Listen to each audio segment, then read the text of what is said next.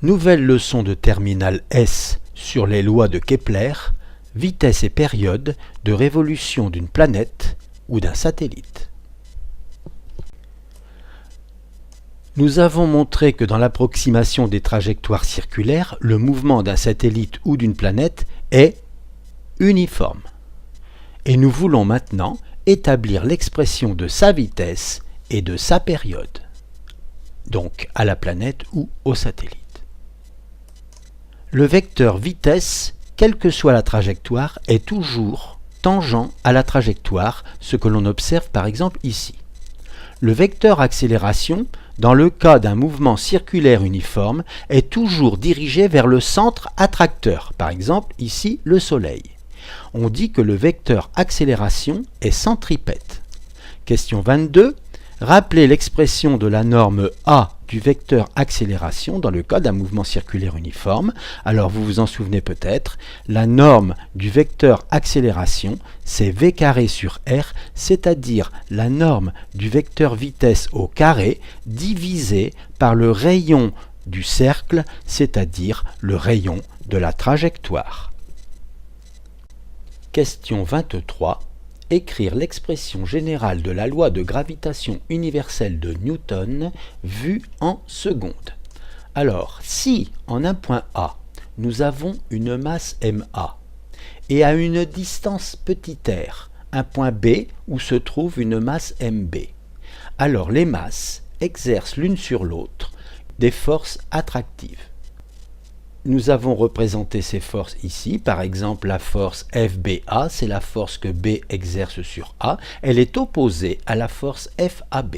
C'est pourquoi nous avons résumé ici la relation qui existe entre les forces. Ces forces ont la même norme. Je m'intéresse à la norme de ces forces. FAB égale FBA égale G, qui est la constante universelle de la gravitation, multipliée par la masse ma, multipliée par la masse mb, et divisée par la distance r au carré, r étant la distance entre les deux centres des deux masses. Question 24. Appliquer la deuxième loi de Newton et en déduire la vitesse de révolution de la planète. Alors, la deuxième loi de Newton, je vais l'appliquer à mon système qui est la planète dans le référentiel héliocentrique, puisque le référentiel héliocentrique, c'est le référentiel le mieux adapté pour étudier le mouvement d'une planète dans le système solaire. Donc, la planète, c'est le système, et j'écris la deuxième loi de Newton qui dit que la somme des forces extérieure au système, qui s'applique donc sur ce système, c'est égal à la masse du système multipliée par l'accélération du système. Alors maintenant que j'ai mon cours sous la main, je vais l'appliquer à la situation concrète de l'exercice, c'est-à-dire que ce que j'avais ici, c'est devenu ceci, donc ce qui joue le rôle de ma, c'est la masse du Soleil maintenant, mb, c'est la masse de la planète, et puis le r, il est devenu distance planète-Soleil. Alors, nous savons aussi que la force que le Soleil exerce sur la planète, j'applique, c'est ceci. Et puisque le vecteur accélération pointe vers le Soleil, il est centripète, nous le savons, et que la force également pointe vers le Soleil, nous savons que ces vecteurs sont collinéaires, et donc je n'ai pas besoin de considérer les grandeurs vectorielles, je considère juste les normes, et j'ai donc norme de la force que le Soleil exerce sur la planète, c'est la masse du système, c'est-à-dire la masse de la planète, fois la norme du vecteur accélération. Autrement dit, j'obtiens ceci égale ceci, car je reconnais ici v carré sur dps qui est la norme du vecteur accélération. Il ne me reste plus qu'à simplifier par la masse mp qui n'intervient pas et par dps, et j'obtiens donc v carré égale g multiplié par ms sur dps. Autrement dit, j'ai obtenu la vitesse de la planète qui est racine carrée de g ms sur dps. Si maintenant je veux appliquer ça à la vitesse d'un satellite par exemple autour de la Terre, eh bien je remplace ms par mt et je remplace distance planète-soleil par distance Terre-satellite. intéressons-nous maintenant à la période du satellite. Alors la vitesse du satellite, c'est la distance parcourue divisée par la durée du parcours, sa vitesse étant constante.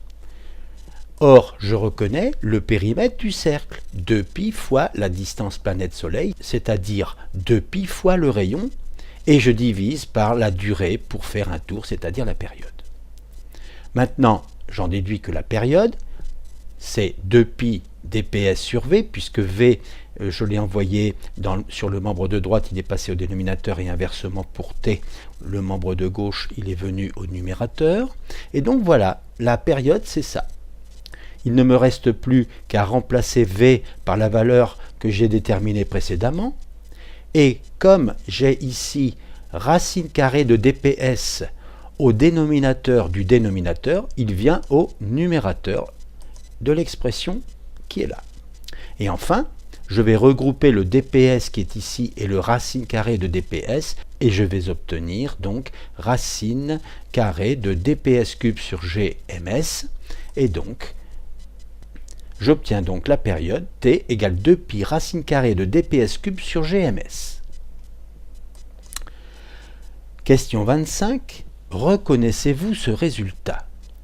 Alors si vous ne le reconnaissez pas, je vais vous aider, je vais mettre les deux membres au carré. Alors voilà, t carré c'est 4π2 sur gms dps cube. Alors, l'avez-vous reconnu maintenant? Eh bien, évidemment, c'est la troisième loi de Kepler qui dit que t carré sur dps cube est une constante, et maintenant je connais cette constante. Les lois de Newton me permettent de trouver cette constante. 4π carré sur gms. Bien entendu, si l'astre attracteur n'est pas le Soleil, mais par exemple la Terre, cette constante que nous avions notée kter, eh bien, ce serait 4π carré sur gmt. Justement, intéressons-nous maintenant à la vitesse d'un satellite terrestre. Alors, on utilise les mêmes formules, sauf que la Terre joue le rôle du Soleil et le satellite celui de la Terre. Et donc, je reproduis les mêmes formules. La vitesse du satellite, c'est gmt sur distance Terre-satellite. C'est donc racine carrée de gmt sur rt plus z. Vous voyez que la distance Terre-satellite, c'est donc le centre de la Terre jusqu'au satellite. Eh bien, c'est le rayon de la Terre plus l'altitude du satellite. Donc, j'ai remplacé simplement distance Terre-satellite par ceci. Et maintenant, j'ai remplacé gmt par g0 rt carré.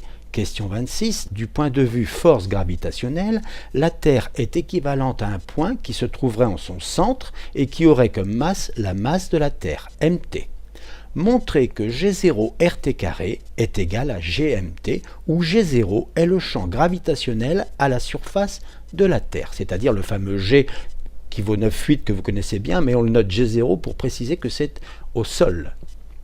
Eh bien, on vient de dire que la Terre était équivalente à simplement une petite masse qui se trouverait en son centre ici.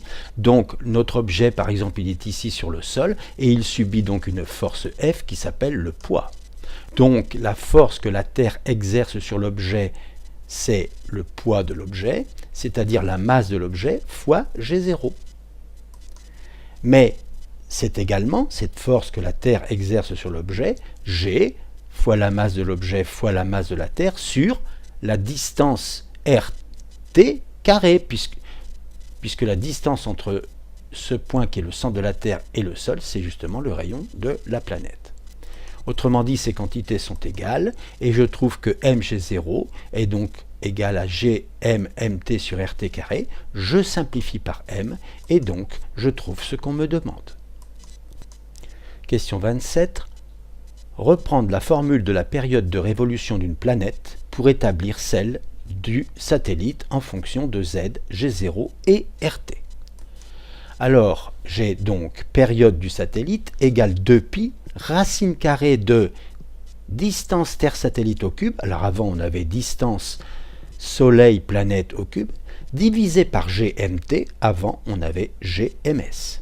Et ceci est égal à 2π racine carrée de rt plus z au cube. J'ai remplacé la distance Terre-satellite par le rayon de la Terre plus l'altitude. Et je divise par GMT, évidemment, et c'est égal à 2pi, racine carrée de RT plus Z au cube, divisé par l'expression que je viens de déterminer précédemment, GMT qui vaut G0 RT carré. Voilà la période du satellite. La leçon est terminée. La prochaine fois, nous nous intéresserons aux satellites géostationnaires. En attendant, faites beaucoup d'exercices, travaillez bien votre physique. À bientôt.